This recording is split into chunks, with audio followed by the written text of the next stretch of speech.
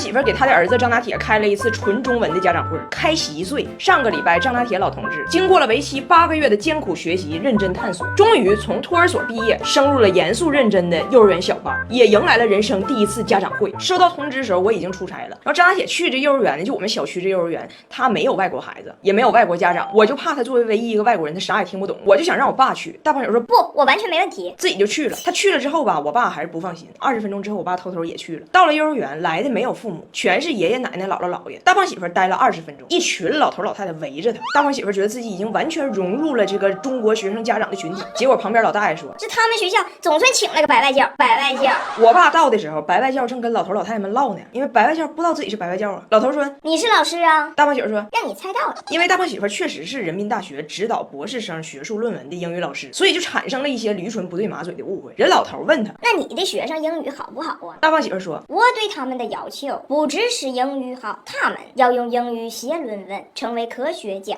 我的学生以后都是博士。”老太说：“哎呀妈，这外教挺会说话。”他老伴说：“我觉得这外教有点吹牛。”给我爸气的，回家就跟我告状。我爸说人旁边有个孩子，姥爷问他说：“哎，那你来这儿之前在哪儿啊？”下午人家的人问你是从哪儿来的，你怎么说的了？我说兰州拉面，兰州拉面。对，就知道吃。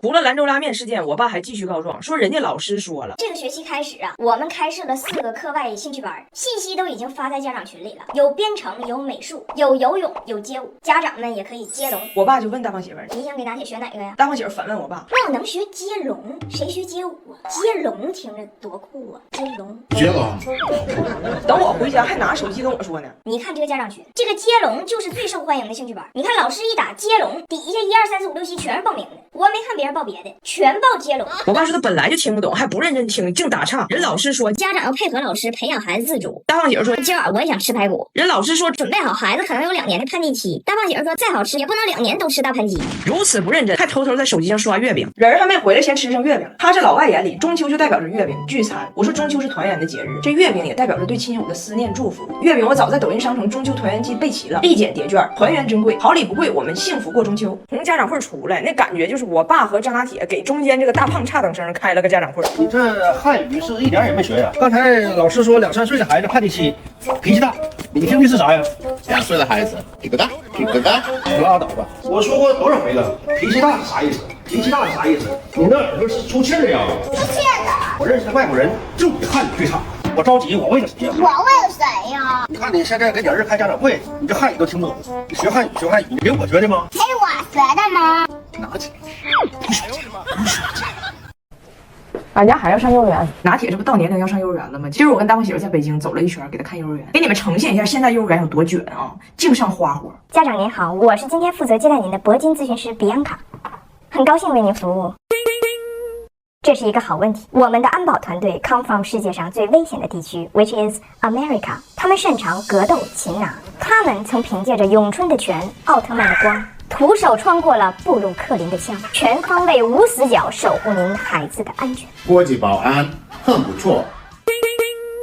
家长您好，您不用担心，我们的外教均来自发达国家英语为母语的地区，所有的教师都具有超高学历，有来自加拿大的博士老师 Jay， Good morning, class. Today we're going to learn about fruits. 有来自法国的金牌教师 Alexandra， Bonjour, mademoiselle. Comment ça va? 有来自伦敦的双博士教师 Dickens。 Good morning, boys and girls. Today we are going to talk about tea.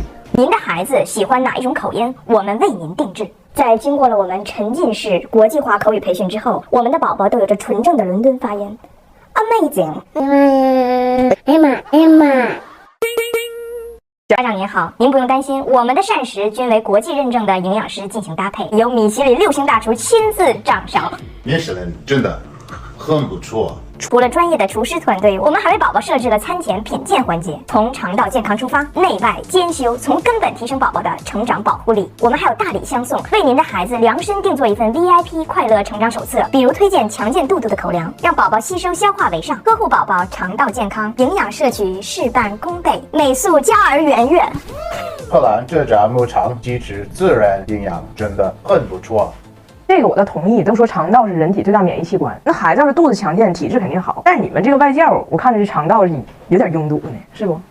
那是因为他的童年没有喝美素佳儿。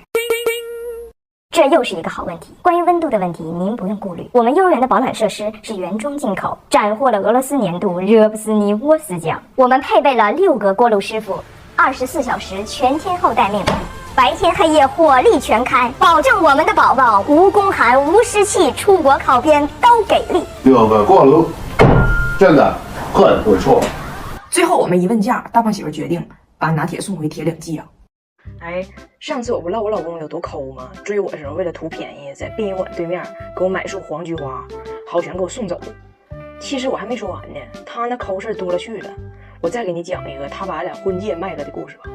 俺俩这结婚之前不得整对婚戒吗？婚礼上好换，就指这块掉眼泪呢嘛。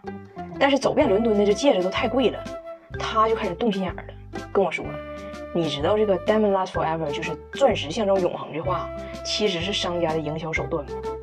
告我那永恒的东西多了去了，玻璃球、塑料袋、千年皮带、易拉罐，其实都能放住。你要非得追求这个成双入对的这个奖呢，咱俩可以养对王八。那我呢，我也俗人一个，那别人有的东西我拱也想要。他一看在我这不好使，他就只能在他自己这个戒指上抠。我都不知道他最后是咋找着的，反正在网上找着一个地址在东欧哪个国家的，用各种奇怪金属给人私人定制戒指的这么一个小网店，店主的名叫海豹的男人。就是我能接受是我货比三家买便宜的，但是像钻戒了、口红了、好的水和油了，那我也不能太缺。跟我相似心理的姊妹们呢，可以上实货，正品的大牌美妆比专柜便宜大半。完，我老公给自己的戒指选了个材质叫钨，就为了跟我叫嚣，这才是世界上最坚硬的金属。反正真便宜，49磅包邮。而且吧，他还跟这店主就这海豹的男人还讲了个条件，就是邮来的时候还赠送个服务，就这戒指里边还帮忙给刻新娘的名字。但是他这刻字是机器自动刻的，外国人名不长嘛，所以就机器就只选定这个名，他不打姓，一般就刻这个什么 Lucy、Sophie、Coco 啥的。结果咱中国人写名这个顺序不和外国人是反的嘛，他就直接把我姓打上去了。等了2周时间呢，我老公私人定制的这个钨戒终于到了，他一直憋着没跟我说，想给我个惊喜。结果戒指到的时候，他老兴奋了，把大灯都给关了，点的烛光，含情脉脉的跟我说，这个戒指呢，不但坚硬，而且只写着我要娶的人。结果他冲着我把戒指一反转，我一看里边写着张。我说你彩礼准备多少？你娶这么大姓啊你？还只写着我要娶的人，你把大中国你都娶了，还张。我老公一看掉链子了，就赶紧联系海豹的男人。海豹男人一听，也说对不起，我没接触过这种姓写到前边的呀，那咋整？再给你邮一个吧。我新邮了这个呢，又出岔了。这机器识别汉字的时候，把我的名给识别错了。这个错误举个例子呢，就是相当于把张彩玲打成了张彩锤吧，就是这字儿看着还挺像，但因为有错别字就不是我的名了。完最后这海豹的男人没办法，就赔本又给邮了一个，总算对了。反正最后俺家49块钱捞着仨婚戒。结果我老公这个抠人啊，居然想出了个损招，上他买戒指这网站上去卖戒指去了，就把前面这俩错戒指给挂上去了。标签是世上最坚硬的金属戒指，内侧有古汉语、东方哲学艺术刻字。那个刻张的那个戒指没有人来问，但是刻张彩锤那个居然有好几个人来问，其中有一个叫杰夫的男子。你知道国外有一种群体，就是自称热爱东方文明，一生追求仙丹好行，但是自己本身基础文化还有点不行。我身边就有这样的，就汉语一个字不认识，但是就是迷恋汉字的美，让艺术家往身上纹一排汉字，结果这艺术家也一个字不认识，可能是从车牌上随便选的字儿，结果身上写着一排京津冀绣京津。这杰夫就是类型的，哎呀，好奇灼热，来买的时候还问我老公，这刻的汉字背后有什么故事？我老公说的，好像就是哪个名人的名吧。但我心里还是过意不去。你说万一这杰夫也拿他当婚戒呢？那不最后等于带着个张彩锤去迎娶了别的女人吗？最后俺俩没管他要钱，就白给他了，让他回家自己琢磨去吧。结果过几天，杰夫神神叨叨给我老公发短信：亲爱的杰米，谢谢你的戒指，我把这几个精灵般的小字背后的语言与文化深刻的挖掘了一下子。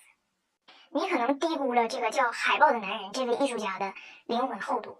我仔细查了一下，这个戒指中汉语真正想表达的意思是：我生而自由。